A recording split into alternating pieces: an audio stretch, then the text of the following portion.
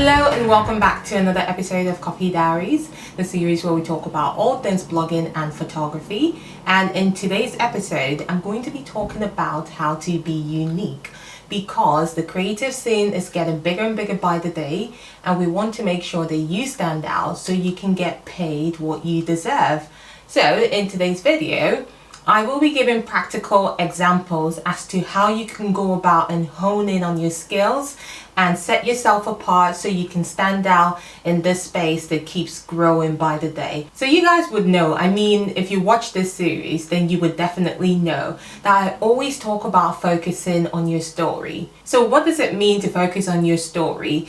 It doesn't just have to do with your life experiences. That actually helps, because that's what makes you unique, because you do have a unique experience, but every now and again it might be an experience that you share with someone else. But depending on your personality and your geographical location, you might find that the experience might not be exactly the same. So there might be nuances that do exist within the same sort of experience, depending on your community, the people you surround yourself with, and the way you've been brought up, basically. So while life experiences are good, one thing that you can also focus on to hone in and draw into that uniqueness that you have inside of you, because I do believe each one of us are unique in our own way, is by also drawing from the skills that you have acquired in the course of your life. Say for example, if you've gone to university and you studied engineering or accounting like myself, then you might find that you'll be able to tap into those skills to better apply them in a way that somebody else might not apply it to the creative industry, believe it or not. Another way you can also focus on your story is paying attention to your hobbies, the things that you like, the things that get you really excited. If you can draw from those things and bring them into your creative work, now that is when you begin to stand out, because what tends to happen is that we get distracted by what other people are doing, and sometimes we copy. There's nothing wrong with copying if you do it right. I'm going to tell you guys how to copy in a way that it doesn't even look like copying. It then begins to look like you have drawn inspiration from that source, as opposed to mimicking exactly what someone else has done. Loads of brands copy each other, but they do it in a way that is unique to them. You've got Samsung with like the touchscreen phone, and you've also got Apple doing the same thing, but they are still two different brands, really strong in their own rights. But basically it's not them mimicking the exact same thing. It's all about giving the same product but in a way that still makes them stand out. But they've done that by focusing on their own story. So you have, for example, a brand like Apple is all about ease and sophistication at the same time, but it's all about status as well. And then you have the Android phones, which are quite different, which is all about practicality. I don't know much about Androids, but I think it is all about practicality. But you do get a sense of what I'm trying to get across. They do stand out on their own. Say for example, when it comes to me, I draw my inspiration from nature. I love flowers. If you follow me on Instagram, you know this by now, or if you watch my vlogs, you know that I do have a thing for flowers. But not just flowers, nature in general, but also I love films. I love films that romanticize life, and I kind of do that with my images. You can tell that when you look at my images, some of the feedback that I do tend to get with regards to my images is people saying to me, oh my god, it's so romantic. Yes, because I do romanticize life, and then I do watch movies that tend to do the same. So I can see the effect of that, because I'm able to bring my love for life and romanticizing life into my own work. Take a look at this video that I did for a brand as part of a paid partnership campaign on Instagram. This is one that people really love, and I'm just going to break it down for you guys. How say you can go about and replicate what I've done, but without it looking like you've copied me, because you have gone to the source that inspired me, as opposed to just mimicking what I'm doing. Now let's run the video so you guys can see what I'm talking about. This is Mossonyi. She loves the simple things in life, like colors on a plate, or flicking through the pages of a good book. She's always got pocket change for flowers, and sometimes flower in a bottle, like Saint-Germain elderflower liqueur. When she's not taking scenic pictures or writing, you'll find her picking up a new skill. She's just learned how to make the perfect Saint-Germain spritz and decided to treat her husband Craig to it. The recipe: 40 ml Saint-Germain, 60 ml soda water, 60 ml dry sparkling wine, ice, and a nice fresh lemon peel. Ah, the taste of summer in a glass. Santé. So as you can tell from the video, it's very clear that it's been inspired by films like Amelie or The Grand Budapest Hotel by Wes Anderson. You can get a hint of that in the video. But what it is that I've not gone and completely just copied the storyline and everything. As you can see, I talk about the things that I love in that video, and that's what has made the video stand out on its own. So you wouldn't go and copy what I've done word for word. But I've just told you now that that video was inspired by film, and I do love films that romanticize life, films that are beautifully done, films that tell a really lovely story. So I've tried to do that with my own video. So rather than you just copying exactly word for word what I've done or the technique that I've used, what you could do is go and watch films. Go and watch films, and when you watch films, start paying attention to the things that you like about films. You might find that you don't like the sort of films that I like, but you could be able to draw inspiration from the sort of films that you like. That could be things like sci-fi, that could be things like action movies and all of that. So you can pay attention to what it is that you love from films and try to then deduce what you can put together and tell your own unique story the way that it best applies to you. And that's one example. Now let's go into a bit more practical examples. I touched on studying accounting at university. So as a blogger, I could go down the route of applying my accounting skills in a different way. I do it by not hiring an accountant, by the way. That way I save money because I already have those skills. That's one way of me saving money in my business. Well, how can you bring that into your own creativity? So you could be a blogger who decides to focus on finances, and you talk about educating people about how best to spend their money and how to save and all of that good stuff. And that could be what your blog is all about. And that is all very well and good, because at the end of the day, people need financial advice.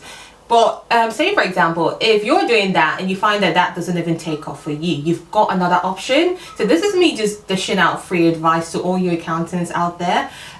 From my own experience, a lot of bloggers that I know don't really have accounting skills, and they don't really understand how to account properly for their work. And I know I've been asked quite a few times to help them with it, but it's not something I can do because I've got a lot on my plate. But what you could do is that if you find that you're not even succeeding in the creative scene, trying to give financial tips as an accountant, running a blog, you could then set up a business that caters to bloggers. Because if you do understand the in and outs of the blogging world or the creative scene, you're able to establish a unique accounting agency that deals solely with creatives. And that is one way you can tap into the market. Yeah, you might not necessarily be a creative per se, but you have created a new business model that you can earn from, and go ahead and then turn your blogging also into a hobby, because it might not be one that generates income for you, but you found a way to generate income via another means while still doing what you love as an accountant, but still having the freedom to pursue your side hobby, which is blogging and giving financial advice.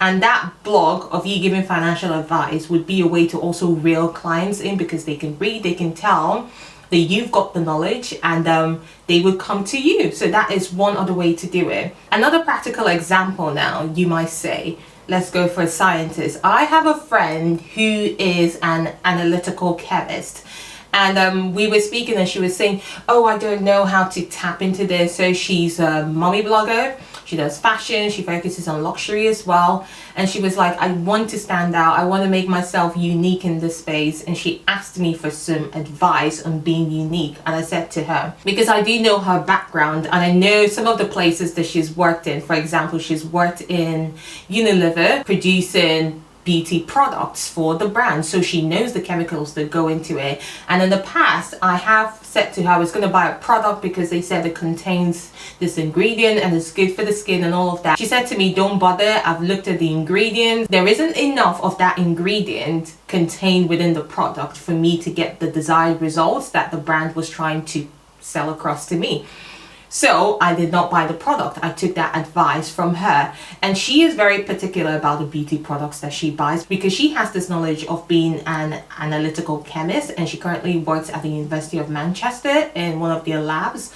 So she has this extensive knowledge and she uses this when she's purchasing beauty products. So I said to her, why can't you take this expertise into your blog, because you also focus on beauty? She loves beauty. I said, why can't you talk more about beauty, the things that you really love? She's very passionate about it. So you were coming from this unique perspective where you have the knowledge to decipher what products will work technically and what products won't give you the desired results. And I said to her, you're better off focusing on that, and then you become a trusted source in the beauty community, because you're not just a random person reviewing products. You are a scientist, an analytical chemist who is bringing her knowledge into the blogging scene.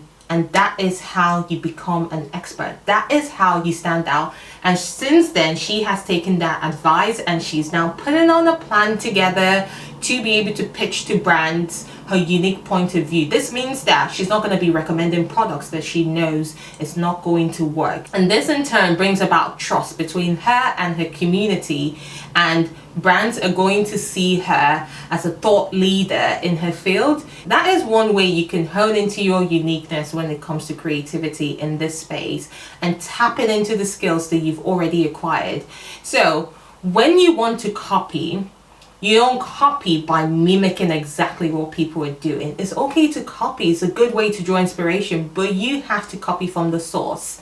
Just like the accountant is going to find a way to hone into their business, my friend can then go and say, I'm going to do what that accountant is doing, because it's going to be a flop because you don't have anything unique to add to the conversation. She's not an accountant. She could mimic, but it might not be great. I mean, she could go ahead and mimic and do it well, but the thing is that she has a voice in the space of science and could add to the conversation. So it's all about going back to your hobbies, your skills, and your own personal experiences. Anything that you feel that you can draw from to best tell a creative story.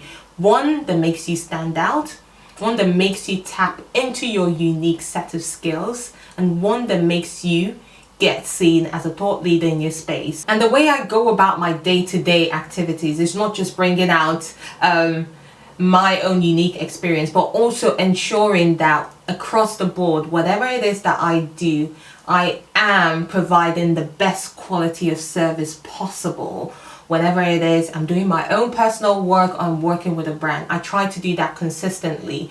And that is something you would recognize, because if you look at my images and if you look at my work, you can tell that a lot of effort has gone into it. Now, that is one way I'm setting myself apart. So I am focusing on quality as well as delivering a creative story. So that goes without saying, if you are putting out anything in this creative space, you have to make sure that you are at least putting in enough effort to be able to garner the sort of attention that would command more when compared to your peers who are doing the bare minimum. That is all for today. I hope you guys have thoroughly enjoyed it. I did my best to try and provide practical examples that could help you go back and think a bit more to see how you can best tap into your uniqueness.